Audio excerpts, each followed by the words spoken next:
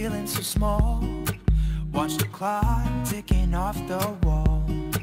But tonight I'm letting it go. Spend my coin for sure. I'm gonna be myself, or I could be someone else. No one's stopping me now. I'm gonna skip my breaks, I'm gonna make mistakes. I just wanna feel alive. It's just what I do when I'm out, so Hello everyone, my name is Garofalo and today we're doing an intro to Tezos amendment process, and this review includes the first amendment proposals from Nomadic Labs, and the information is sourced from the Jacob Arlick article you can find on this link here.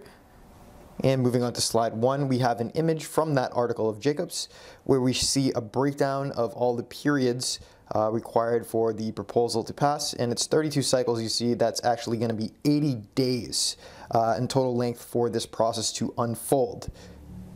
So there are some areas here we're going to dive a little bit deeper, and first we're just going to go over the key terms here. So we have the Tezos quorum. You'll see that used a lot here. That's just a % of yes votes for a proposal to pass. And then we have voting rights assigned to bakers. Does your baker have a plan in place to poll delegators on voting consensus? So these are very important things here, and if we wanted to go into the Tezos quorum, you'll see here that the 80% is calculated based on the initial roll distribution for the first vote, and therefore is recalculated after each subsequent vote that takes place based on the formula you see here. And as we move forward to the voting, it's very important that your bakers are aligned with the communities that they're servicing and voting appropriately as the community sees fit. So does your baker have a plan in place to make the appropriate vote for the community's consensus? These are very important things to think of when choosing a baker. And next we'll go into the proposal period here. So this is where any baker can submit a proposal. So each baker can submit actually up to 20 proposals. This is per baker during this proposal period. But it's important to note that only one, the most upvoted proposal, advances to the exploration vote stage here. And really you want to look at both the concept and the code at this point. So here we are to the next phase, the exploration vote period. This is where bakers can vote to test the top-ranked, highest scoring proposal from the proposal period. And this is where the quorum is needed to be met here. This is the 80% of rolls vote yes. So again, only the bakers are voting, so not people delegating to the bakers. They are giving their rights to the baker to vote for them. Here you have testing periods. So you have a new chain forked out from the main chain, and this is for a period of 48 hours. You have the off-chain testnet matching the proposal that can be used to evaluate the proposal for the remaining 7.3 cycles. So this is important. This is going to flush out if there's any bugs or problems with the proposed code that has advanced to this stage. So you'll see here in the image the actual testnet coming out. Okay. So to the next stage here, we have the promotion vote period. And this is after the testing period. Bakers can vote to promote the test chain to the mainnet. If quorum is met, a supermajority of 80% of rolls say yes. So this is the second vote period here. This is the final stage, and this is where you take into factor the results from the testing period if it is in fact appropriate to move into the main chain. Next here, of course, we have the two proposals from Nomadic Labs. Nomadic Labs is the offshoot of the core dev team, and the first one is an increase in current gas limits. So it's important to note this increase is not to the gas fees, but it's the amount of gas that can fit within a block. So this would help with allowing more complex smart contracts, for instance. So the second proposal is also to increase the gas limit, but in addition, reduce the roll size to 8,000. So that is actually, there's more debate going on around the roll size decrease to 8,000 than there is revolving around the gas limit. Pretty much everyone agrees that the gas limit should be implemented as an increase. And just the main goal of this is to prove that Tezos can carry out a successful update to the protocol technically and of course as a community. So that is the main goal of the first proposals here. And there is actually a discussion going on a forum called Kialo. And we will go to the link to Kialo, which is a discussion forum where these two proposals are actually being debated. Proposal number 1, remember, it's just that gas increase. So we actually don't have any cons out there. It's just all pros. It would enable developers and projects to more easily build on Tezos. And it's a simple and small change just to serve as validation that the system works. Beneficial to smart contracts. As we noted, they can be more complex. So this is your proposal number 2. Touch on some of the cons here. And a lot of these cons have to do with the roll size being reduced. So the network could slow down if irresponsible bakers enter and say they're missing blocks, missing endorsements. Theoretically could slow the network down. That could happen now. There could be irresponsible bakers as well. That's something to note. They say it's better to focus on the first vote because it's a less contentious issue. And consistency is key to attract new bakers. These are all points on why not to change the roll size. Slower network with more nodes. But then we also have some pros here. So lower roll size increases decentralization and potential participation in baking. This would also open up, potentially with the reduced cost for a roll, third world countries could be able to participate. And just encourage more self-baking, smaller bakers to vote for themselves instead of delegating their rights away. And it could also positively or negatively impact the price of XTZ.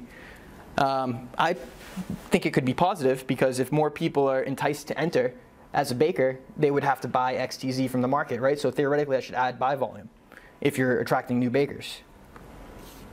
So in conclusion here is just there are 2 proposals that are still up for discussion. Nothing has been submitted to the voting period as of yet. So just stay tuned to all the Tezos update channels for more updates when they come. All right. Do you guys have any questions or discussion on these 2 proposals? Or the amendment process itself? Yeah, we have questions. I have questions, but I don't really have answers. I would like to ask who will benefit from amendment number 1 and amendment number 2, because it will definitely affect bakers and delegators, right? Yes. But to which extent? Second question is, if anybody knows how significantly gas limits will be increased and how significantly roll size will be decreased, because it will be in the end. So the roll size is going from 10 to 8, and do we know about gas limits? Confirmed already or not? I don't think, at least I haven't kept up. Just idea, there's nothing from it. Right, so nothing's been formally submitted into the proposal period yet. So maybe depending on the discussion, they tweak the proposal. Do they have a value for the how much gas limit they want to go? The door. Yeah. So Sean, do you know anything about the gas limit increase? What exactly that entails? No, so right now the debate is actually just very abstract, as in just lowering or increasing these values. What we should do, and I've been waiting for, is for people to begin to discuss thresholds. You know, if reducing the roll size is 100 XTZ, is that really going to affect you as a baker? Is it really going to affect the network? One of the points that's come up, and I even posted, would be it could potentially slow down the network. But one of the community developers, Johan, mentioned that we do have light client bakers, such as BakeChain, which don't operate a full node. So you can actually utilize other node infrastructure. So technically, we could double the size of the network without hindering the performance. It depends. I mean, they could still be irresponsible and drop blocks. There are some problems with light bakers. But I think it's more of a question of economics, which I really don't have a great grasp on. And there's another point here, which is we have to remember what the purpose of this first vote actually is. This first vote is really about testing and showing that on-chain governance can actually work. So they're taking some things that in reality are not super controversial and not super, yeah, they're simple things. And they're things that can be undone very easily. But what they want to do and what we want to see is, hey, this whole theory works not just in theory, but in practice. And we have a community that will get engaged and will actually vote, and we can get to that 8% threshold, and we can roll out the updates, and it won't break the chain, right? And so this is the first time we're seeing that. And that is exciting, because no one has done that before, right? And so the details about the gas limits, the details about the roll size, they're important because we have to learn how to have these conversations and to have these discussions. But at the end of the day, the thing that's super important is that we see it in action, and we see it actually work. But I think another very important issue here and behind these amendments is also network reliability, as you just mentioned. So are we going to increase network reliability? Do we have it like not enough now, or what? What is going on? I mean, if you think about, if you're talking network reliability and you're talking about role size, talking about the number of bakers, Yeah. we have roughly 450. Is it enough or not, what do you think? So what is enough? Like, are we decentralized yet? Like, that's the open question. We're more than a lot of the others. Yeah. And I was going just simply compare Tezos network with other blockchains having the similar network structure like Dash. So we can go and see metrics, how many nodes do they have. Other blockchains like Pivx, they also have nodes. So maybe we can grab some ideas from their networks.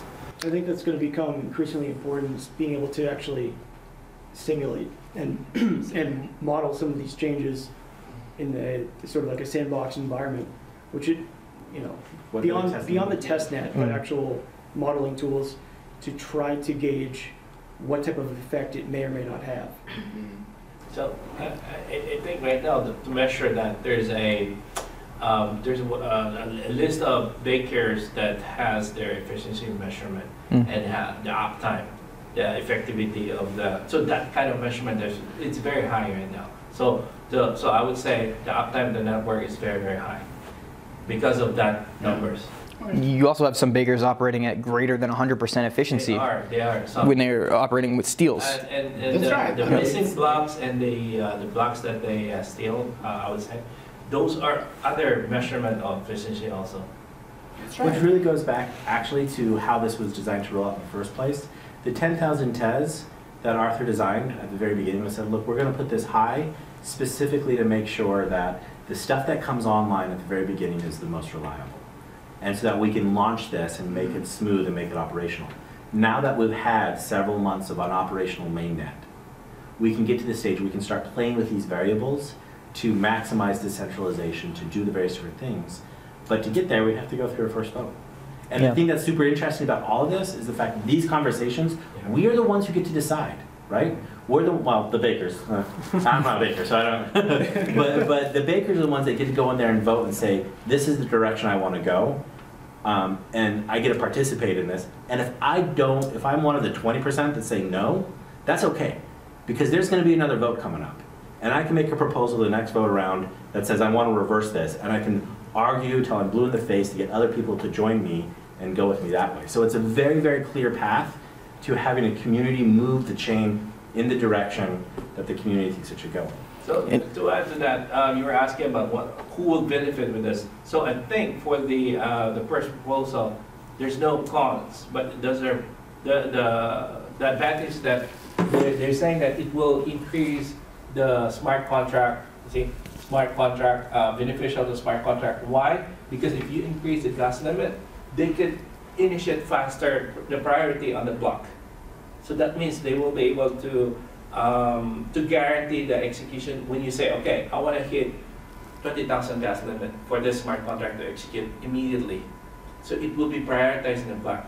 So that's why they are in favor for this, for the increase. But for us, there's no impact because it's very minimal fees, even if you increase the gas limit. Yeah. So yeah, again, I think a main point is it's important to remember that this is a first vote and you're trying to prove the process works technically and with the community. So I'm excited to hear more news, and I will definitely keep everyone up to date when this officially hits proposal period. And it's important to note also, the whole process itself takes 32 cycles to 80 days, but if any point it drops off, say it doesn't hit the 80% quorum on phase 2, it starts over again. So you don't have to wait another full 80 days to complete before the process starts itself again. All right, guys, thank you very much. So next up will be Tezos Kitchen. Oh, we have one more. Yeah. Yeah, just a thought on because everything is decentralized, information is messy. I've just come out of 3 months of minor staker research, and one of the big barriers for people getting onboarded and understanding how to engage is lack of consistency in information they receive, right? And YouTube has become the source of information. So any thoughts on creating awareness about the proposals and how that will work? so there's been a lot of thinking on the actual implementation, but it doesn't seem as if, like, if you don't bump into the Medium article or on Twitter, like, any thoughts on do you know of any discussions, if anyone has, like, I can, I'll stand up so I can see you back there. But, so there have been a couple of different ideas that have been floated about a Tezos proposal platform. TP, did I catch all the P's? Tezos project proposal platform? Yeah. There have been a couple ideas about what this would look like. None of them have come to fruition yet, but there are conversations about how do we pull that information together to make sure that there is one set. I just said centralized. I don't want to say centralized because I'll burst into flames. There's one area that people can turn to for the information that they need. Now, right now, Kilo is a good place for all the discussions that take place, and so you can go there, and the community knows that that's a place where you can do the debate. But there are a bunch of different ideas about how that's supposed to come together, and this is both the beauty and the curse of a decentralized, not just a decentralized network, but a decentralized community and organization, is that these things come from the ground up. So we'll see kind of what happens. But it's a good question. Almost to that point, you may see someone take it in their own hands and build a campaigning company that helps raise awareness to certain proposals. Right? Are you building a super PAC there, Ken? There's been discussions. Okay. So the link that you said that it's currently being discussed right now, some of the active discussions, is that the official link for the succeeding proposals in the future? I don't. Yeah, I don't think so. It'll probably be a new link for. I understand what you're saying, that when there is a new proposal, how are we going to track it? Is it going to be the same site or discussion? Because right now they have this Stack Overflow kind of beta stage right now. So maybe that would be a good point of central point of all the discussions we have. You're making a good point, because each baker can submit up to 20 proposals per cycle. So you have, what, 400 and some odd bakers times 20? You're looking at 10,000 proposals potentially? Yeah. I mean, I would say that Stack Exchange would probably be easier right now than Kialo, just because really it's kind of a single thesis, but I put it, when I created it with two, so nothing's really official. Stack Exchange would work until we start introducing, say, like 5 or 6 proposals with vastly different asks. So I would check out the site. I mean, if you like it, but we don't own the conversation on any of this.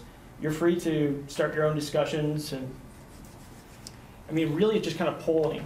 We're not in any official capacity. And this is actually, I do want to amplify what Sean is saying here, and what Ken said earlier. Bakers are the ones who draft these proposals, will be voting on these proposals, are submitting these proposals. They're the ones who should be incentivized to figure out how they get this information out, right? So it's not going to come from the Commons. It's not going to come from the Tezos Foundation. It's not going to come from the new group out of New York called TQ or Topfield Group. It's going to come out of you guys, right? It's going to come, just like everything else that we've done has come out of the community. This stuff will also come out of you guys. And this is stuff which is both very exciting, also a little terrifying. I've seen how Sean drives. No. But no, it's very, very exciting. So for the people like Tezos Kitchen, who we're going to hear about in just a second here, he's the guy you talk to. He's the guy you say, hey, what's your opinion on this particular vote? My question is, I'm the right guy to talk, but Tezos is an anonymous protocol, and basically I don't have a direct connection to my delegator, so how they can talk to me? There are different ways. Of course, I have email, I have Twitter, but not every baker has it, right? Right. Some people prefer to stay, let's say, gray. Right. There are some arguments that say that this is actually the way that delegators will end up switching from delegation service to delegation service, because they realize that the last 3 votes that you did don't agree with what their personal policies are, so they switch to somebody else. There are other services that then they know who has delegated to them, or they hold a poll of some sort on Twitter or Reddit Riot, and then they'll vote in accordance with that poll. But each baker gets to decide how they want to do it. Yeah. Cool. So let me add on that, because so if you're a baker, you need to have presence, at least on Telegram. You have to have a channel to discuss with the delegators, because delegators will be going to your channel. And then it's a good place for them to talk about this kind of proposal. So for example, for me, I have good confidence with my baker because they were asked on the public forum saying that what is your stand about the first proposal, second proposal currently going on right now? And they have a long answer, and you will be impressed with what are their ideas too. So that is a good channel for you. I mean, it's up to you. You can have Twitter or whatever, but right now in Telegram. If you have a website for your baker, it's a great place to drop your conversation. Yeah. Like every time that there's a vote or proposal that goes up, you drop a blog post on your website that says this is what my thinking is.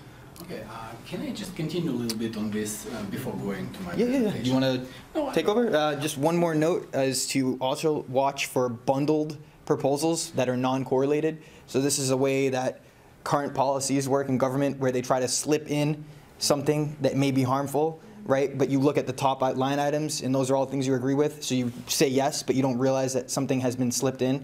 So that's just something to keep an eye out, not for these two proposals here, but in the future that may arise.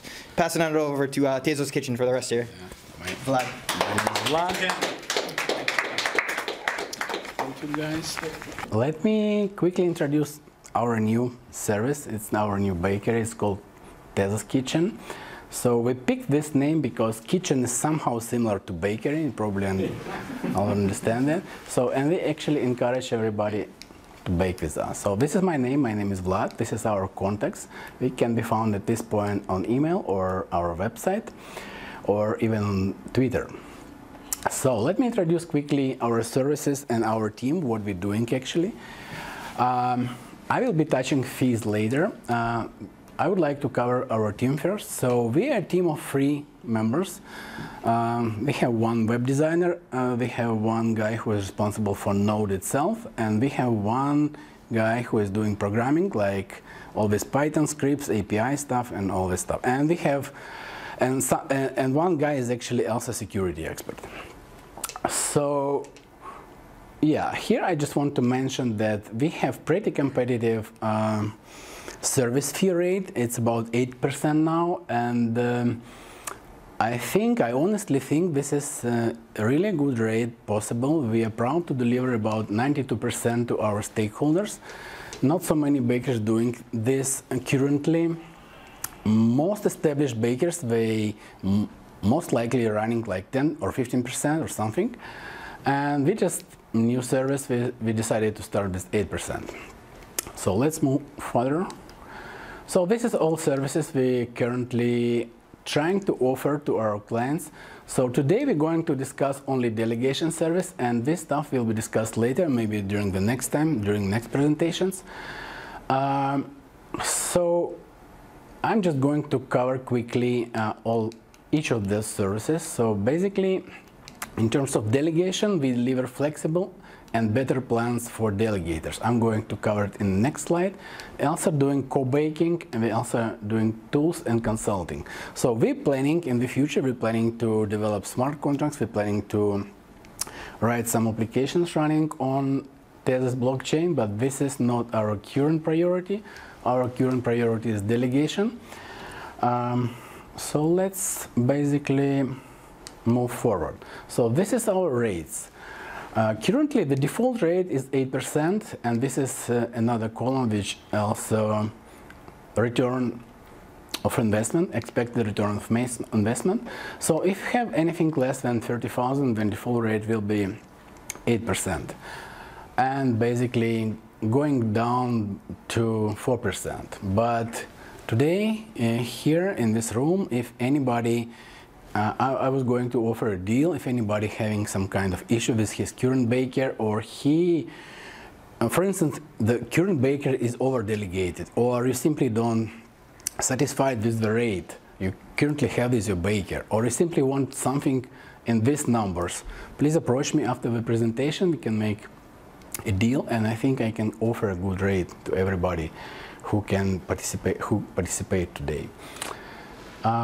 So basically here we have an explanation. Yeah, 92%, it's just default rate. And basically if you're willing to delegate a little bit more, then your rate will be even lower. But I think this is not all. Let's move further. So Yeah, I was going to ask audience, what is important for you when you're selecting a delegator? I have some ideas here, like service fee. I have discussed service fee already. If you really have issues with your service, with your current service fee, just let me know. I think we can fix. I think we can offer something better. I think communication have been mentioned already previously. Like some bakers, they simply don't have any communication channel. So we have available capacity, user interface, means dashboard. Let me show what do we have. So this is our current state. So this is our default rate is 8%. Communication can be done through email and Twitter. And available capacity for staking is almost 500,000 tests. And dashboard, very important, it's coming soon. What else? Localization. We honestly think that localization will help to attract more delegators. Therefore, if anybody, and not only in this audience, but everybody who will be watching this video, if you know any other language besides English and ready to help, let me know. We can basically make a very good deal. We can propose a very good rate for it. So localization is very important. We are going to work on it very closely later. What else? It's just open question. Can you give me any suggestion? What is open for you as a delegator when you're selecting, or you don't? I think what you're doing right now is going to help. Okay. Coming to the meetups, showing the face behind the baker, getting on a video, and having more of a presence in the community. Yeah. So it's, in other words, it's communication. I would amplify that a bit, because one key thing that I've learned through these last months is putting a face to a service is trust. Trust. So I would say, what else? I would call it trust or brand. Mm-hmm. And what we've seen is that is usually built through word of mouth. So coming to meetups like this, having a face to it, someone you can speak to, really helps on trust, because it's money ultimately. Yeah, so exactly, this is why I'm here. There's, we talked about it briefly in our last conversation here. So there is something coming with these online votes, which is politics.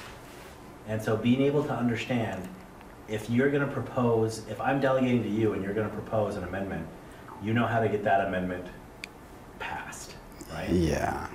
It's not happening yet. Like right now, people aren't even thinking about that when they're choosing their baker. But in 6 months and a year, that's going to become something that's important, because they're going to want to start backing these well-positioned bakers who know how to get the amendments that their community supports through the gauntlet of being voted on chain. I agree. This is absolutely important. I agree. Maybe even arranging some sort of deal with your delegates to split any rewards. For like the invoice against the invoice, yeah. This one from Nomadic Labs, I haven't seen it because it hasn't been published yet, but they could possibly say, okay, when this passes, Nomadic Labs will get 100,000 TES or 50 TES or whatever it is. Because that's how Arthur designed the system to incentivize ongoing development on the protocol. And so if a baker proposes an amendment that then gets adopted. Yeah. I have a question. So when they propose with the solution already, the codes? Okay. Yeah. Not just the idea, right? Now here's when it's an actual proposal, it'll have the idea plus the code. Okay. Now what Nomadic has done may be the model that it does going forward, which is, hey, we are going to propose something and this is what that proposal will look like. And so let's start having the conversation now. And then when they actually propose it, they have both pieces. So that could be the right model that will follow going forward.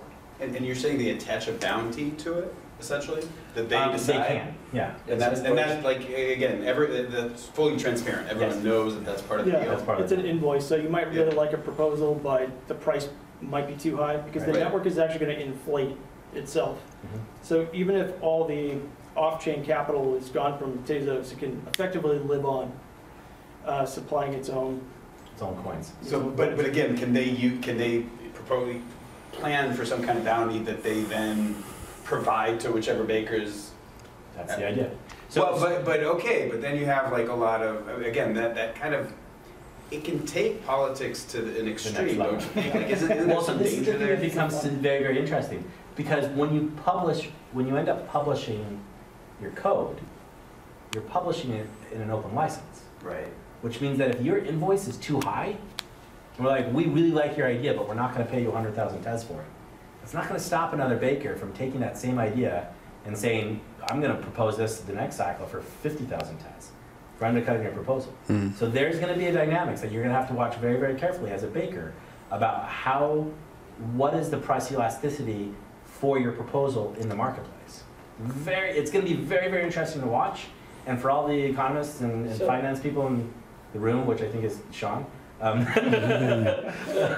it's going to be fascinating to see what comes out of it. So what you're saying is that if there is an active proposal right now, let's say about it, right? And then you said, okay, it's an open proposal. Now other guys would see, you know, we can have a 50% invoice for that cost, and then they can modify or whatever. Is that allowed?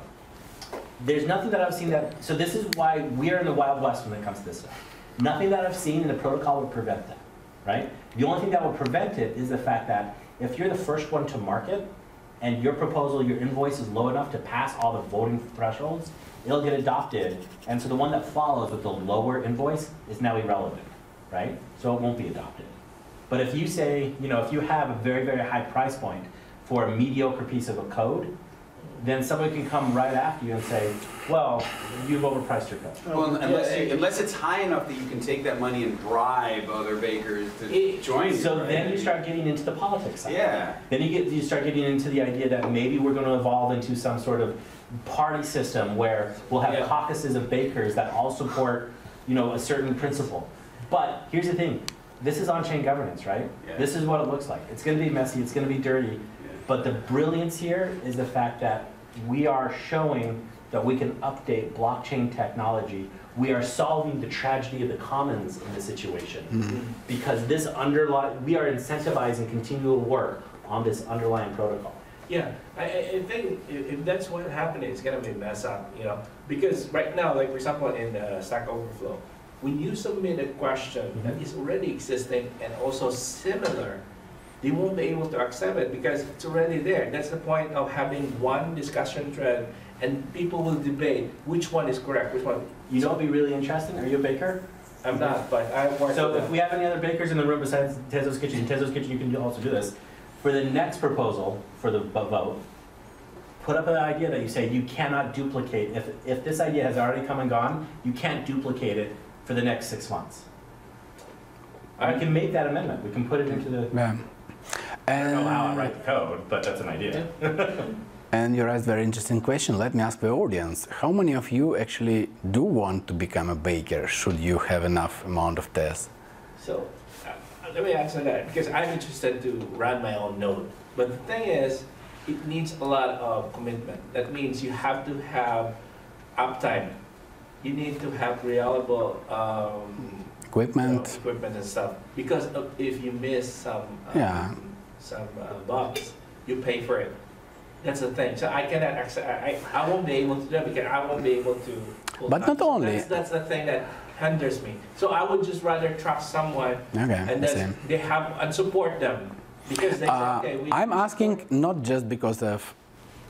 Just asking. I'm asking because it's actually going to be debated, and the second amendment is about decreasing the size, and probably people become interesting. And so I just want to know from real people: is it really for you something if we decrease this bone size? There will be a lot of misbugs if that will happen, because a lot of just ordinary like me use bake chain, for example, and just leave it there. And I'm not available. I won't be able to support and make it up, support my node and make sure it's uptime all the time. So what we're seeing, so this is qualitative information, but a lot of people are using AWS and GCP to bake. Yeah. So actually you're seeing a centralization at that level, which is a legal centralization. But like because of this security fear, uptime fear, so and also from a cost perspective, so even the professionals in the industry, some of them are using GCP or AWS because it's just cheaper, right? So So one thing of if you want to bake, okay, one is I don't want to deal with all of this. Yeah. But two is if you make it more accessible and people don't have the infrastructure to do it from home because it's too risky. Yeah. Are we not as well the pro is we're more decentralized, but maybe the con is we're more centralized because everyone's going to be baking on the same infrastructure. That is one of the value arguments. There have been some discussions about services coming out that say, we're going to provide you a hardware baker in a box. So basically they ship you something, it lands on your desk, it looks basically like a Raspberry Pi, and it's all set up ready to go, you just plug and play, right? But that doesn't answer your internet connection failing and being offline and getting slashed with Yeah, offline. no, that's true. But it does solve some of the issues. There are other issues that still need to be solved. Well, it also introduces, we discussed this with light baking and the potential for it to compromise network security. And so one of the things that came up was, with the rise of bake chain coming and with each version being a little bit more stable, how will that change the market? I kind of see it opening a new market, which is basically offering full nodes as service. So it's possible that it centralizes a little bit, but I also see something like Casa for Lightning Network being available for Tezos, and to be able to operate that from home. It's not that expensive to have a Wi-Fi or an Ethernet connection paired with a cheap failover prepaid cellular plan. Mm-hmm. You can get these for you can already get USB sticks that do this for about now $20 to $40 on Amazon. I haven't used them myself, but a number of people do. So there is a balance. I don't think we really can have the foresight to see where it's going, but I guess we kind of see it on the horizon. It is a potential threat. Okay. That's right. So I think for the proposal number 2, it will actually encourage a lot of decentralization because there will be more people, baking it, and they have more rights to vote. I agree with the fact that it will encourage decentralization. I quibble with your qualifier a lot. Because the difference between 10,000 Tez and 8,000 Tez, it's not big. It's 2,000 Tez, but it's... you know how much is that right now? It's only It's $1,000. 4,000. Yes. So this is what I was trying to say. So if somebody doesn't have right now 10,000, but he has something like 5,000 or 6,000, is it really expensive to get the rest? Like I said, you'll encourage people to enjoy it, but is it... Whereas there was another conversation in Jacob's article on liquid proof of stake, one of the things he talks about is the fact that the average wallet at the time that article was written holds about 2,000 Tez. And as an on-chain governance mechanism, you can actually change the protocol to drop it down to 2,000. That means the average Tezos person could be a baker. But then we go back to one of Claire's points, which is that something that we want? First of think about a lot of the ways in which Tezos was designed. It's designed on OCaml, which is a functional programming language that is very, very difficult. Very high-end programmers know that. Then it's, the smart contracts are written in Michelson. Again, functional programming language. So high-level computer scientists. So first of all, I have another information. I read somewhere that average amount of Tez that average stakeholder has is not 2,000, it's something like 200. Maybe I'm wrong, but This was just a stat that Jacob listed in his article. This was, when did the liquid proof of stake come out? August? September? Was it later? Was it October-ish? It was fall of last year. Yeah. You just need to take on the all amount of Tezos that was actually delivered during the ICO, divide by number of people participated in ICO, and you get your average amount of Tez that everyone has. But I think that was something like 200. Okay, I'm finished. Thank you guys for considering us, and I'm transferring work to. So first off, notes. I want to show off all my very cool my family because they're awesome. Because instead of hanging out with you guys, instead of hanging out with these guys, I'm hanging out with, oh, they went away. You have 3 kids, right? I have 3 kids. Yeah. See if we can get that to stay in for a minute. Nice. How old are they? So, 10-year-old, 7-year-old, and a 1-year-old. And then that's my wife. So we've had a good conversation so far. I want to kind of get a feel for where you guys want to go next, right? We've talked a lot about some technical stuff. We talked about the amendments. Very interesting. I have a presentation about liquid proof of stake that I could walk through, but I gave that presentation, it went live online 2 days ago on something called the Centralized Summit. It's about a 15-minute presentation and kind of walks you through on a high level what liquid proof of stake is. Or I can do basically an update about what's been happening in the Commons. Some very cool, very interesting things. Do you guys? Maybe update, and then also, do you have that project maps or updates that has all the in one pager or something like that? I'd have to try and find it on my computer. Talk to me afterwards. Let's see if I can find the image for that. One more thing I would like you to touch is actually grants, because I know you're a little bit of grants. Yeah. I'm not. Let's start off by saying I'm not responsible for grants, but I can talk to you a little bit about that. Yeah. Okay. So first, let's talk about who I am actually. So my name is Sam Harrison. I'm the director of operations for Tezos Commons. Tezos Commons, the position we play in the Tezos ecosystem is that the community got organized about a year and a half ago, and because we needed to solve a problem with Tezos at the time.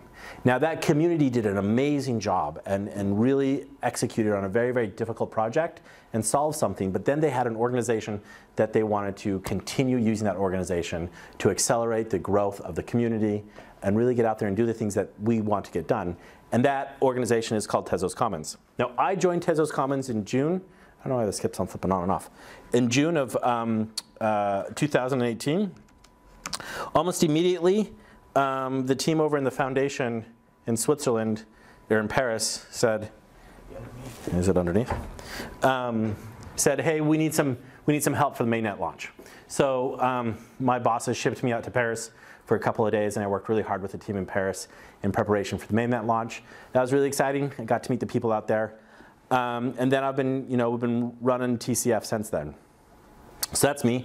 I talk with Sean on a fairly regular basis because he's on our board of directors at TCF. So okay, so for us, developers, or maybe how can we utilize the Tezos Commons?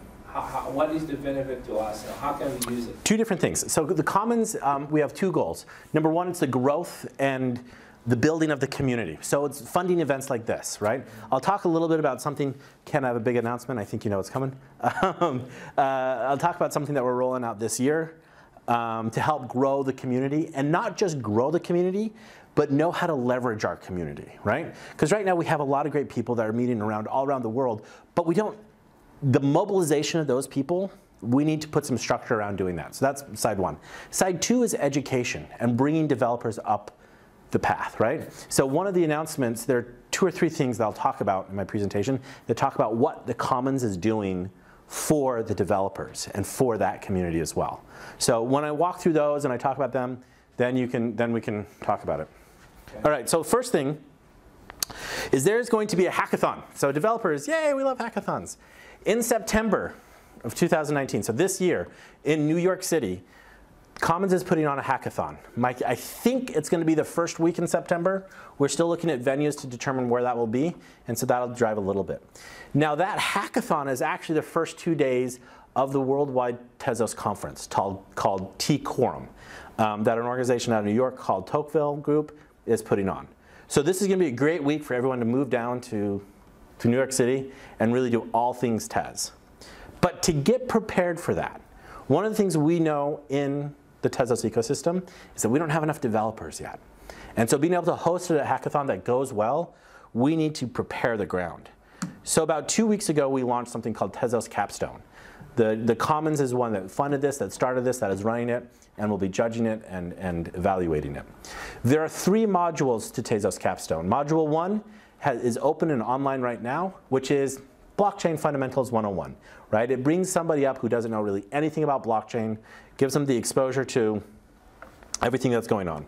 Module number 2 is simple dApp development, right? They walk you through the creation of basically a voting application. And it'll be very straightforward, very easy. It'll go live mid to late February. I don't know why this keeps going out. But then module 3, you get turned out on your own. You say, okay, you've done a simple dApp, you have some fundamentals, go build your own thing for about a month or so, right? So it's going to go live mid-March, it's going to end late April, and then it's going to be judged. We're going to say, man, that dApp sucks. No, we're going to say that we're going to talk about, we're going to judge these dApps, and we're going to, the top tier of dApps, right? So we're going to have a winner, we're going to have a grand prize that would give the full funding, full expense paid trip to New York City to participate in a hackathon, as long as you submit your project to the hackathon, right? So you need to complete this for you to join. Is that You don't need to, but this is a funnel okay. to the hackathon, right? The people who participate here, they'll have opportunities and they'll be incentivized to go and submit their projects and work in the hackathon, right? Is it free or you have to? This is free. Okay, good. Yeah, this is free.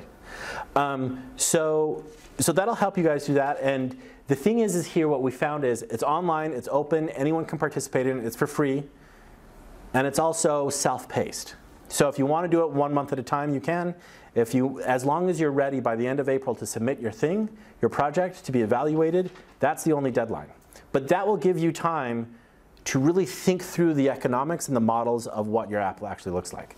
Claire, do you have a question? Yeah, I'm a bit confused in this whole O'Camel-Michelson environment. So You and I think everyone in the room. On Tezos, but like, if we take this course, can we also participate in improving the Tezos platform itself? So there's It's a good Tezos question. contributor, or there's Tezos building on top user. I don't know how you want to. Yeah, that's a really good question. So this course, what this is focused on is the smart contracts, distributed application, which is different than protocol amendments, So right? that is Michelson. Yeah, this is Michelson. Yeah, that's correct. That's more neat. Is there any plans? Are there any plans for educating developers for OCaml and the protocol. Camel and contributing to the A core? lot of books actually on Amazon, you can buy them, at least start reading. So But for me, it's an accessibility thing, right? So what we're seeing with Ethereum is as people start to try build apps on Ethereum, they go, uh-oh, missing core functionality in get or parity. And so you have to go back and work on the client basically. So I'm just thinking about barriers to moving forward. And if we have a big group of people who are building on Tezos, but no one who can follow on the core layer, and there's some key elements missing at the core layer, how are we not having a gap or a tension there that we need addressing? So I think you're right, and it's an excellent question, and it's and I'm glad you brought it up, because one of the things that we wanted to do with this is we need to start the process somewhere, right? And the easier entry point is Michelson over OCaml. Now, once we start a path, because we haven't run Capstone before, we've never run this before, we've never run an educational program before. But what we'll learn a bunch of stuff about how to do it right and also how to do it wrong, right? And we can take those learnings. If Capstone works and we really like it, we could run a Capstone every 6 months, right? We can create incentives for people to join every 6 months, and it doesn't always have to be on Michelson. We could do one on Michelson and the other one on OCaml, and back and forth, in such a way that we're constantly feeding that channel of developers into the network, into the community. But we got to do it. Someone got to start somewhere, and so that's what Capstone is. So, any more questions on Capstone and the hackathon? How are you promoting it? So just started, because Capstone just launched last week with a Medium update. And then we promoted through Twitter, Reddit, Riot, as well as we have some people, because the hackathon is taking place in New York, we have a handful of people that are doing outreach to universities in the New York area to bring on people, bring on kind of local talent there. So What about Boston? it's good. I'm here in Boston promoting it right now. Yeah, thousands of students. I got thousands of students right here. So it's one of the things that we'll continue to talk about. It's going to make the news, make the rounds all the time. But it's, like I said, we just started last week. And so that process will start rolling out over time to keep on getting more and more people on board. Do you have any recommendations? I have some ideas. Okay. Yeah. Well, let's talk afterwards. Yeah, let's talk afterwards. Because this is exactly this is why I love coming out to the community. Because I sit in I have a tiny office in Palo Alto where I sit by myself and stare at my beautiful picture of my family. But I end up going in circles sometimes. And so what's really, really helpful to do is for me to come out to the community, get a lot of the energy injected, and I get to move away from like the day-to-day doldrums and problems I'm running into. But also sometimes I get great ideas about how to promote and what to look at next. So I appreciate it. That's really good. The next thing, any other questions on Capstone Hackathon? Okay. The next thing is something called Tez Talks. I've talked to a couple people, we talked about this earlier today.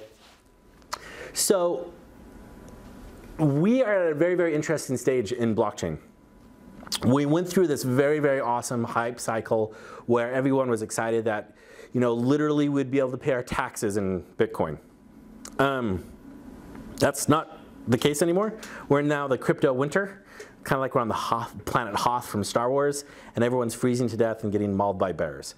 But the reality is blockchain technology is transformational.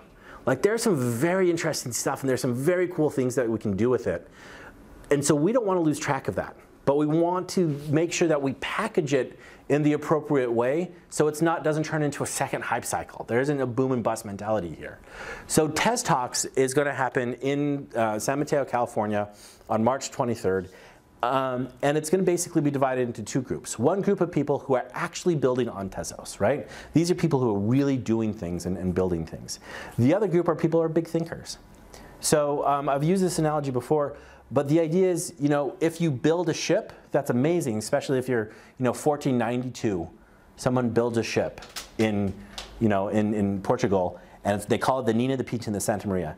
But they don't have anything to do with that ship, right? It's just a really cool ship. But then Columbus comes along and says, I'm going to go over there because there's something awesome over there, right? So you need to have both the shipwrights and the visionary that says we're going to go somewhere. And so then we also have, aside from builders, we'll have some visionary speakers. So it'll be good. It'll be a good mix. It's going to be located at Tim Draper's co-working space there in San Mateo. I have the invitation out to have him speak. Odds are he's not going to. But who knows? It's going to be right downstairs from his office, so maybe if you come, you'll run into him in the hallway. It is a paid event, right? It's the first one we're doing that's paid for $10, so it's really expensive. And you get breakfast, lunch, and a t-shirt. So you're really getting your money's worth. So you should all fly out. Now, I will say we do have limited space. It's about 100, 150 people is how many people the fire marshal said we could put into this venue. And so if you're interested and you do want to come out, I'd recommend going to teztalk.org and signing up quickly. Now, this is exciting. I've been working on this project for a while, and it's the Commons chapters. So we're rolling out Commons chapters. What this is, and Ken is going to be one of our first presidents of a Commons chapter. So congratulations, Ken. I'm very, very excited for him. So Ken has done a great job here over the past several months organizing meetups on a regular basis. And what he's done here is what I want to replicate throughout the rest of the world, wherever the Tezos Commons really touches. And it is regular events at a regular location, managing and understanding who the community is here. Because then what will happen is somebody will come to Commons and say, hey, you know what? We have a technical project that's doing really, really well, but we don't have a graphic designer. Do you have a graphic designer? And I call up Ken and I say, Ken, there's a project in Boston that wants to do something on Tezos, but they need a graphic designer. Who in your community is a graphic designer? And he takes a look at his membership role and he says, oh, Claire from Berlin is a graphic designer. No, just kidding. No, but he'll say, this guy's a graphic designer. So we'll be able to really understand who our community is and what their talent scope is, and be able to leverage that going forward. Historically, our community has been really good about organizing and getting really, really big things done. But if we want to bring it to the next level, then we have to put a little bit of structure around it, which is what the Commons is going to be. And so Ken's going to be our first one here in Boston. A great guy named Simon out of London is going to be another one. And so we're really looking forward to the Commons, the chapters, and how that all goes. And if Ken is really good, maybe he'll get a paperweight at the end of the year that says he is the chapter president of the year, which could be fun. So that's the Commons chapters that's rolling out this month. Now this is the deck that I had when I was in New York, because I wanted to do a spotlight talking about real things happening on Tezos. This is a project that's being built on Tezos right now. And it really is one of those things that it's a visionary technology. And the thing about visionary technologies is to accomplish the goal of what they have the potential to do, they have to solve a lot of small problems in a sequence, and they have to nail all of those. So sometimes it's really, really hard. Chorus is using blockchain, what's the best, to solve traffic. In one way, like they could solve traffic with this. There's a lot of things that they have to solve to do it. But imagine a world in which you use your Uber app to call an autonomous taxi that comes and picks you up, self-driving car, right? But you have a priority. You need to get to the hospital because you're carrying your wife and your wife is giving birth and you need to get there fast. But you run into a traffic jam of a bunch of autonomous vehicles. But you need to prioritize your access to that road. And so you say, I'm willing to pay everybody in front of me $5 or 5 Tez to get out of my way so I can get to the hospital. The solution that Chorus Mobility is building can enable something like that. Now, like I said, there's a lot of stepping stones to get there. Like he has to work with government. He has to work with auto manufacturers. He has to work with a bunch of different vendors and people to get there. But he's building it on Tezos. And there's a very specific reason why. Because to work in the automotive industry, you have to have formal verification. You have to do functional programming. And so when he was looking at his project, he came to Tezos first. And that's what he did. Now, granted, as Kathleen Brightman once said, you could formally verify a ham sandwich. So like he could have built it on something else and then proved it through formal verification that it was working. But Tezos was built from the bottom up. One of its founding principles is about formal verification, which is why they came to it. He's a good guy. He lives in New York. I met him last night. I've had several conversations with him, and I'm very excited to see what he's happening, what he does. But I wanted to say that basically because, look, you guys, bakers are fantastic, and that's a great existence, and that's a thing that we have got going. The amendments, the on-chain governance is very exciting. That we have going as well. But it's not just that. We have real projects being built on that. Now, sometimes people are saying, how do I find out about the real projects? And of course, there's that ecosystem map. There's another thing that was just launched about 2 weeks ago, which is a new podcast focused on builders. So this guy is, this is Jonas Lamas's project that he did. He actually recently stepped down from the board of directors at Tezos Commons. It actually opened up a lot of opportunities for him to do other things. And one of the things that he wants to do is do a regular podcast. Having said that, I don't know if you guys know, Stephen Andrews is another big guy in the Tezos space. I love Stephen to death. He's great. But he has like 37,000 things that he's doing. Same thing with Jonas. He has like 37,000 things that he's doing. And so I'm very excited to listen to him. I don't know if he's going to hit it. But he wants to do one every single month. The one that he currently has out is with the CEO of another project called Tezos, which is on insurance. So Tezos is building on Tezos to make a better insurance project, which I think is interesting. But the core concept of Tezonomics is he talks to the founders about what they're building and why they chose Tezos. So if you start asking, if you start going around and people are asking, well, what's the big deal about this? You can now start turning to all these different founders who explain why they did this specific thing, which I think is cool. So those were just some of my high notes. Here's my contact information. This is where I'm located.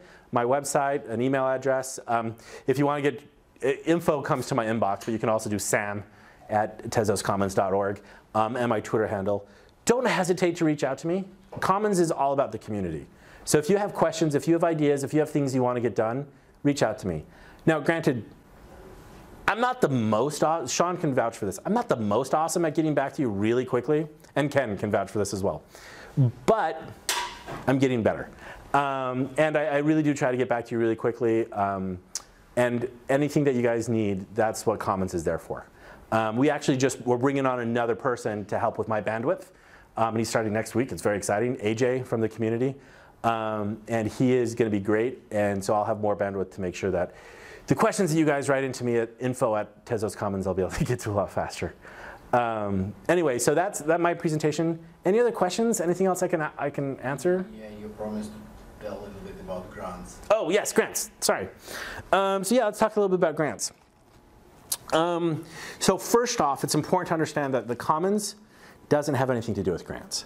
There was an idea early on that we would have some funding for grants from the community. There's a law in Switzerland that a nonprofit is not allowed to do something called pass-through financing.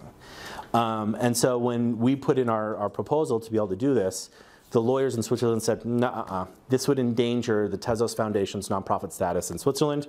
And so we're not going to do that. So as a result, we've started working as closely as we can with the Tezos Foundation and with the team that processes those.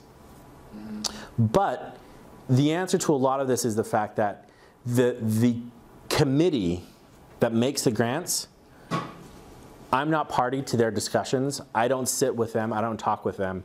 I can't tell you what their philosophy is on any given day. I do know that since the crypto winter started, they have dramatically shrunk what they're planning on providing grants for. I will also tell you this much. They're focused on, let me rephrase that. They don't do investments right now. So if you write a grant that looks like, smells like, tastes like a seed investment, it's not gonna be accepted. They're focused on public goods, on promoting, developing the protocol, on doing research and development, things along those lines. Now the best place to look at this, the best place to go to for this is the Tezos.foundation/grants-overview. Yeah, that's the best place to go to. It's a long form to fill out. Once you've done that, let me know, and I can contact some of the people who run the process to make sure they've received it and to run that process. I do know also that they're swamped. A lot of people go to the foundation asking for money, and so they get really swamped. And if I'm bad at responding to emails, oh man, they're so much worse. So, but if it's really, really super, super important, let me know, and I can make a phone call and see if they've seen it, if they've looked at it, and if it's in the queue. I also do know this much. The decisions on grants are made by a committee at the foundation level, at the foundation board level. The board only meets once a quarter. And so, yeah, once a quarter, right now.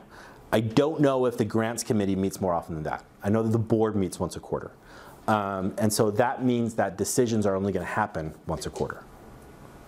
That's the pattern I've seen the last 2 cycles. Are they involved in Tezos Capstone? No. And the hackathon? No. Why not? Wouldn't it make sense for them to be? So define what you mean by involved. Well, involved in the sense that here are projects and entrepreneurs in a community that can really drive the utility and the future of the ecosystem. Right, so to be fair, Commons has received a grant from the foundation. Okay. Like we've received some money from the foundation for operating purposes. So yeah, they're involved, but through you. Yeah, through me, yeah. Like they didn't come to me and say, hey, go do this. They didn't come to me and say, they have no overview of it. Actually, if you walked up to Ryan and asked him what Tezos Capstone is, Ryan Jesperson, he probably has no idea. He may know. Who knows? He may follow me on Twitter. Kind of doubt it. But yeah, this is the nature of decentralization. And honestly, I mean, at the end of the day, they said, okay, Commons, you guys are doing education and community building. Capstone and Hackathon are both right in our wheelhouse. So it's exactly what we're supposed to be doing. Exactly what we're supposed to be using that grant money for. Will there be a hackathon here in Boston? It would be awesome, right? Well, I know it's really difficult for people in Boston to get down to New York, mainly for political purposes, not necessarily, like you don't really like those Yankees. No, so I don't know if there's a need for it, right? The thing is that what we have to do is I roll these things out slowly because I want to do basically pilot programs, small POCs, understand what it is I know about a system or a thing, and what I do right and what I do wrong, so I can roll it out more. There has been some discussion for more developer-focused programming and courses. There's actually a project I'm doing in Europe right now called Baking Days, where we help people set up nodes that are associated with meetups. If that program goes well, I'm gonna stretch it out to further than just the 3 cities in Europe that we're doing. So can you give us a heads up about, are we gonna go there individual or as a group, or are we gonna find some groups there? For a hackathon or for? So It depends upon how you want to approach it, right? So you can come, most of the time what hackathons happen is you have a team of 2 to 3 people who are all working on a specific project, right? Occasionally you'll have one person that wants to do their own thing. But the idea is that there's one project that gets submitted to be judged at the end of a hackathon, right? And whatever that team is that built that, either it's a solo coder or it's a group of 2 or 3, they're the ones who are doing that. The best hackathons that I've seen, that I've looked at in my research, the best ones are, they did not do the whole thing at the hackathon. Like they had an idea and they started like constructing the pieces and bringing together the ideas of what they had. And at the hackathon, they brought it to what I call a minimally viable product, an MVP, right? And that's what they finished and that's what they submitted at the hackathon. So that is still goes to the criteria as acceptable. As acceptable, yeah. Yeah. To be able to get the to be considered in the prize. Now, like I said, early days in planning the hackathon, so I have no idea what the prize purse is going to look like. It's a great place for the foundation to get involved, but we'll see kind of what happens. It's very early days, but that's what Capstone is supposed to help drive, to have more people building on stuff, so that we have a pool of projects that are ready to push towards final sat. Other than the developers community going there, right? Will there be a bridge for like VCs and stuff that you can connect, you know, if they're interested, you can connect directly on that time? So this is one of the things that I'm working on building, is this network. I have, because I live in Palo Alto, it's the center of Silicon Valley, tons of VCs out there. I probably have a network of about 12 venture capitalists that I'll send pitch decks to. Having said that, in 9 months, no one has asked for a meeting on any of those pitch decks, right? They'll receive them, they're like, thank you very much, I'll look at it, if I'm interested, I'll give you a call. And most of the reasons behind that is because the pitch decks are pitching for projects that they need seed financing of, you know, $50 to $100 to $150,000. The VCs are looking for investments at $1, $2, $3, $4, $5 million level, right? The projects that are coming out of Tezos are too small or too young to be considered with this VC network. Now, one of the things that we're building in Hero City, the co-working space that is opening up actually Saturday on the 1st in San Mateo. So this is at the Draper University, the Tim Draper. The Hero City co-working space is on the 1st floor. The 2nd floor right above it is the Draper Venture Network, where 22 venture capital firms have offices and are required by having those offices to have open office hours once a month, right? So the people, the startups who are at Hero City in the co-working space have the opportunity once a month to go up and talk to the VCs. They recommend that you don't use that as a pitching opportunity, because that doesn't look good, but more of an opportunity to say, hey, this is what I'm working on, do you have any recommendations, et cetera, et cetera. And so we've opened, as a pilot program, we are paying for a couple of seats there at Hero City for startups to go work there, to have basically 3 months to be able, the Commons, yeah. The Commons is. Is that also where Boost VC is? That's where Boost VC is, yeah. That's where Adam Draper's VC is, yeah. They're crypto as well. Yeah, they're very, he's Adam's, so if I don't get, I'm probably not gonna get Tim to speak at TES Talks, I hope maybe I'll get Adam to speak at TES Talks. But I also, who knows?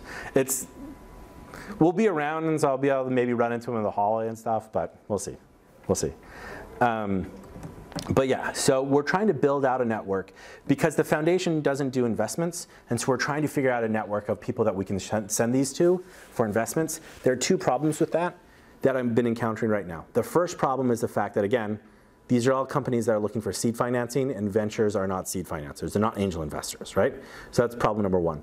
Problem number 2 is the effect of the hype cycle. I was talking to you earlier today about, there's something called the Gartner hype cycle, where you kind of go up really high, and that's where we were, you know, December of 2017. Bitcoin was $20,000, massive, massive hype. But then you drop down to something called the trough of disillusionment, and that's where I think we are right now, which is most people are completely they're like, nah, this tech is not going anywhere. It's not a good idea. But then it gets up to, I think it's called the plateau of productivity. Is that? I think that was Gartner, man. They like doing stuff like this. It's also described in a different way in something called crossing the chasm, about being able to go across this early adopter to late majority adopter and to actual general population. But that's kind of where we are. And in that trough of disillusionment, venture capitalists aren't super interested at that moment. There are a handful of true believers that want to get involved, but the general public is like, no, I'm more interested in self-driving cars and, you know, AI and, I don't know, food delivery.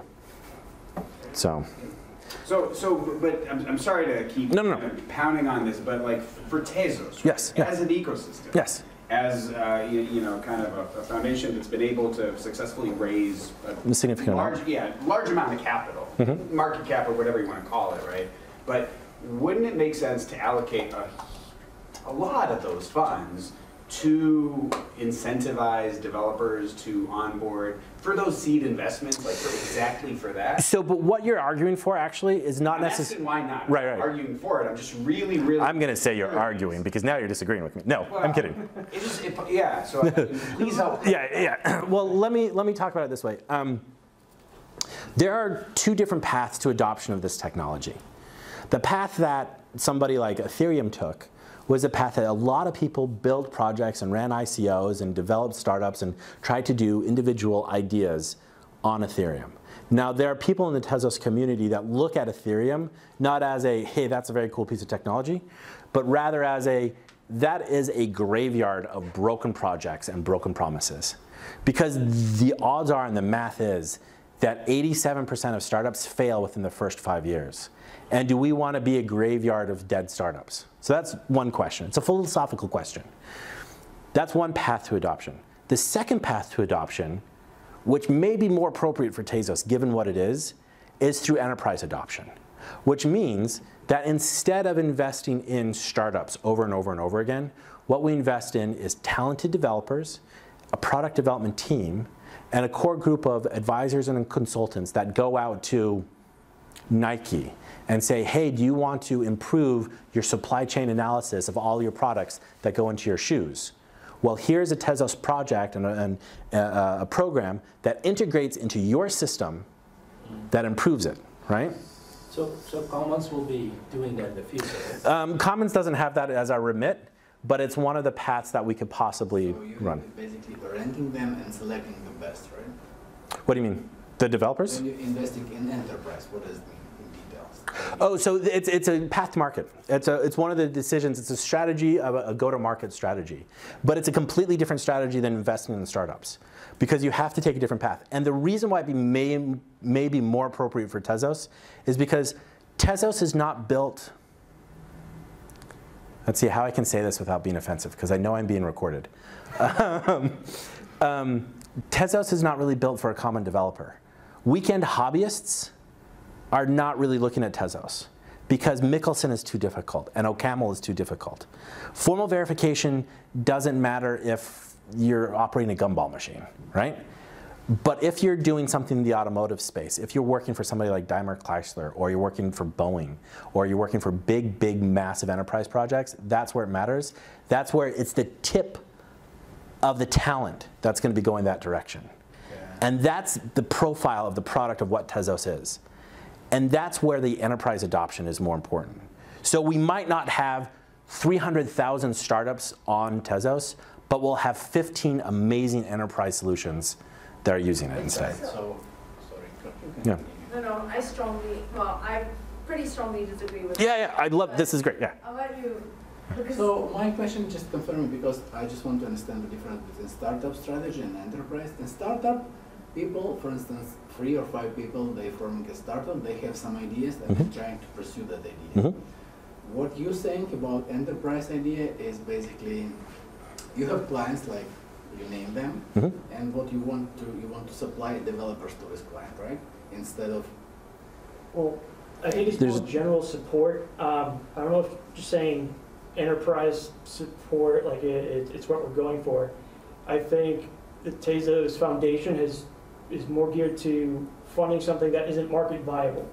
So we don't want to create, you know, like a social, like welfare charity. Yeah, but that where like you have a that's clear. seed But who idea. will be selecting the direction to pursue? Startup itself, or you will tell them what to pursue? What do you mean? For in this enterprise market? So who decides where the money is going? No, who decide what to do actually, what work will be, what kind of project will be? Anyone can. This is, yeah, like I'm not going to tell you don't build on Tezos. I'm not telling you that. Don't believe that. The question is where's the money going? And to be fair, one of the things that you have to remember and start with, I don't know. Like that's where you got to really start. But when I look at the tea leaves and I look at what's happening in the marketplace and I look at what Tezos is and I think about what a go-to-market strategy, Claire, I want to have a conversation with you about why you disagree because I think you have a great opinion and I want to understand it better, right? But there are some things that I see about this would be, when you design a product, you're looking for a product market fit.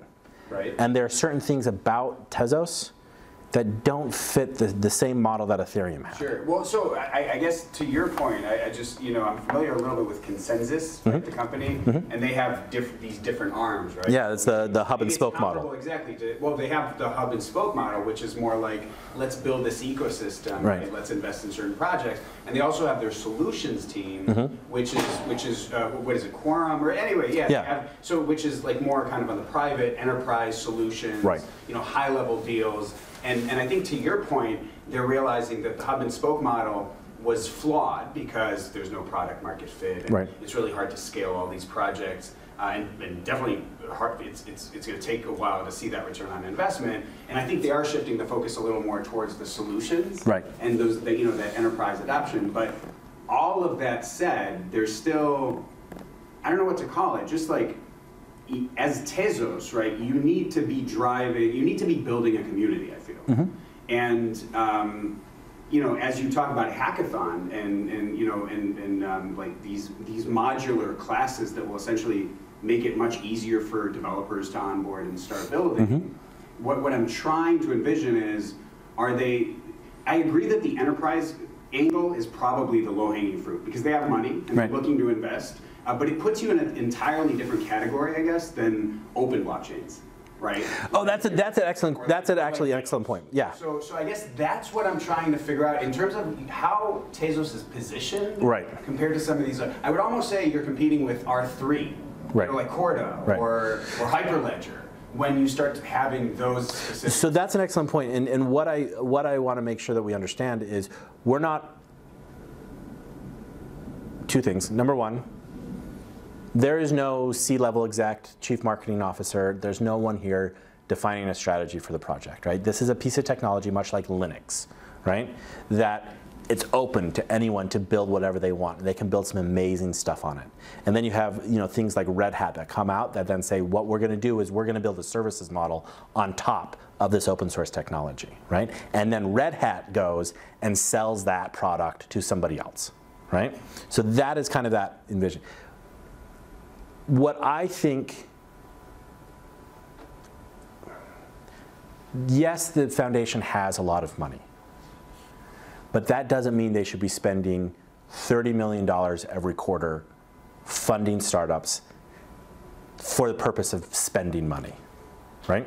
I completely agree with that. That's not what I said. Yeah, right, yeah. No. And I'm not saying that is what you said. What I am saying is there's an important question of being good stewards. Sure. And I'm not in that room. But what I can see is the fact that there are, just by giving grants to people who want to build is not the only way to drive adoption. What I'm doing with the training is different. Because what I see as one of the weaknesses, if you do a SWOT analysis of what Tezos has, one of the weaknesses of the Tezos ecosystem is the lack of developers. And that's something I can do something about. Because that lack of developers hits both go-to-market strategies. Like if we want to go and do something at an enterprise, the enterprise is going to say, okay, we don't have anyone who codes in Mickelson. Give us some people to help integrate. And we're like, oh, call Ken, he knows. Because he's the chapter president in Boston.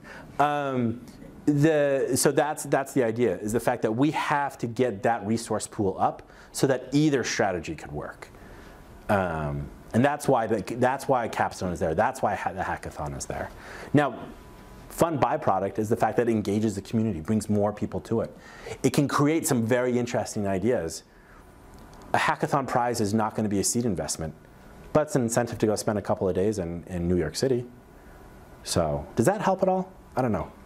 A little bit. I think I'm playing a little jujitsu, a little with your question, trying to direct in a different direction. But I get it. I just think I kind of view a chicken and an egg of sorts, right? Where like, you know, you can't just let the protocol be and expect people to join, right? Like you have to be doing the things that you're doing. Don't get me wrong. Like you're doing all the right things, right?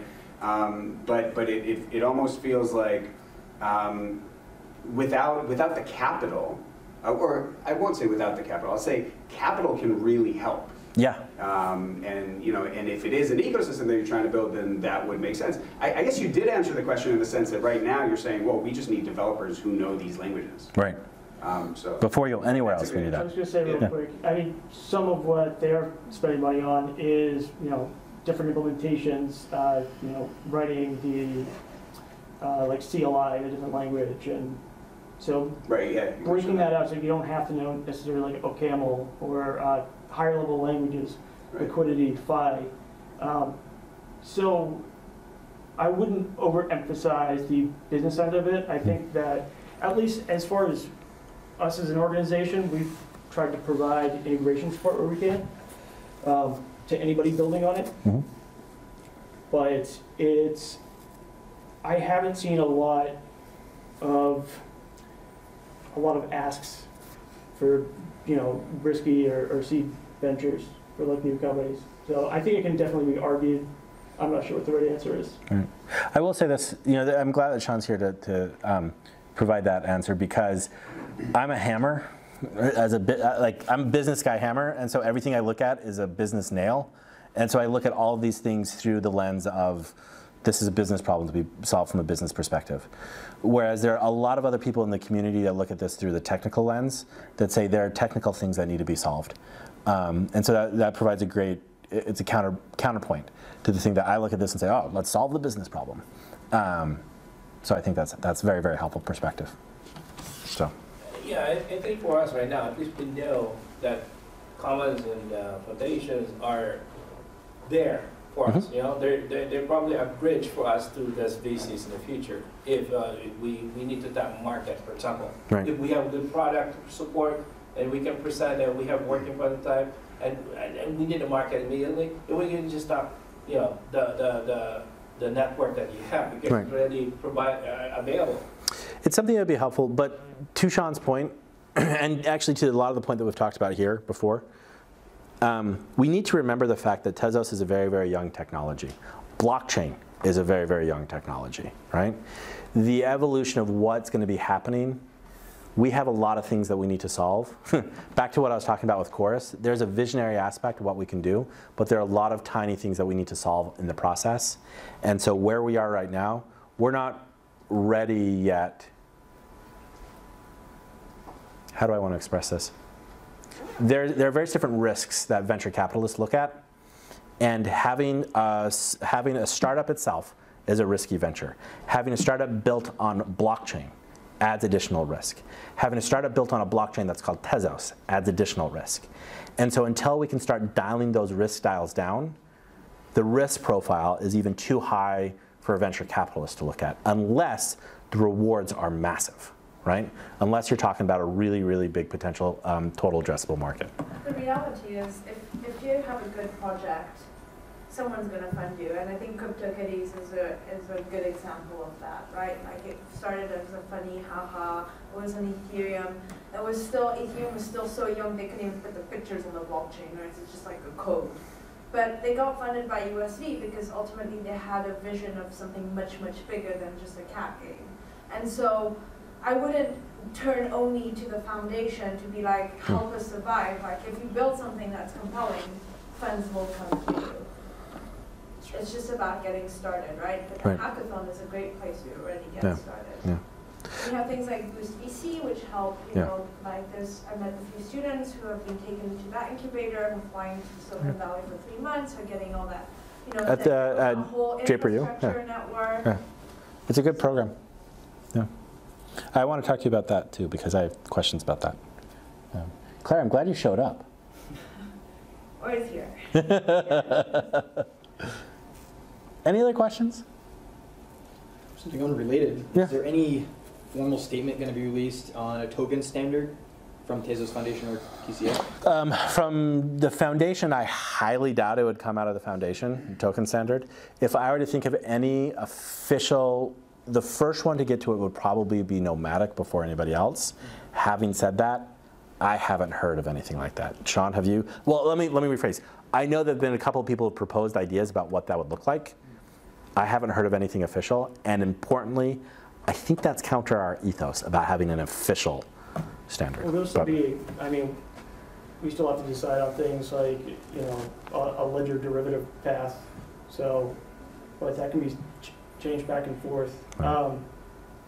I honestly don't think it's a huge deal. It's probably something we could just source and refine over time. Yeah. We get feedback from Nomadic. So why did you come to today's Tezos Boston meetup, and what did you learn from the event? Well, first of all, I love you, Ken. That's reason number one.